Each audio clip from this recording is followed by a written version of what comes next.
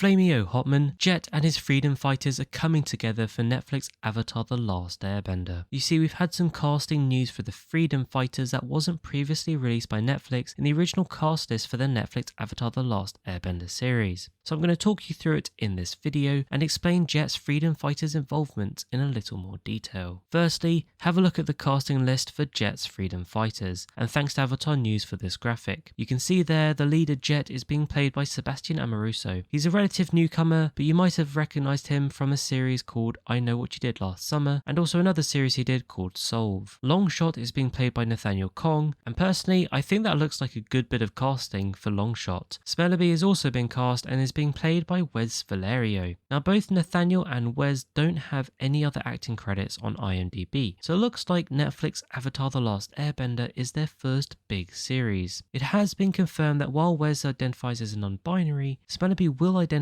as female as she did in the animated series. In case you missed that part of the series, in the original animation, there was an episode in season 2 where Iroh called Smellerbee a he, and obviously Smellerbee walked off saying she was a she. Now they didn't go into too much more detail apart from this in the original animation. However, I think Netflix could expand on this storyline just a little bit more, because as you know, gender neutrality and acceptance is quite big these days, and streaming services really like to pick up on these kind of storylines, especially as there is precedent set in the original animation. Finally, the Duke has also been cast. Taylor Lamb Wright will portray the Duke. Taylor's had a few acting credits, but mostly in short films, so it looks like Netflix Avatar The Last Airbender is his first big budget project, similar to the other two. Now the two we don't know much about are Pipsqueak and Sneers, although it looks like Sneers has actually been cut from the live action adaptation, and that's according to Night's Edge Media and their inside sources, and that's going to round out Jet's freedom fighters. I do think it's also worth noting that these actors have filmed their roles last year when the filming wrapped, so it's just a case that their details weren't released back then apart from Jet's, so we're finally getting some little inside news on it right now, as all of us just wait hard for a trailer to drop, or even just a poster reveal of what The Last Airbender live action could look like on Netflix. Now the final thing I wanted to touch on is some questions people might have around will the freedom fighters play a large role in season 1 of Netflix Avatar The Last Airbender. I believe the answer is they will heavily feature in one episode set around Team Avatar's trip through the forest in the Earth Kingdom, and it's going to be a good episode. It'll set the ground for Katara's first relationship and also a chance for them to reveal a little bit more around the backstory of Katara, particularly around her mother and her hatred of the Fire Nation. Of course, when this episode drops for season 1,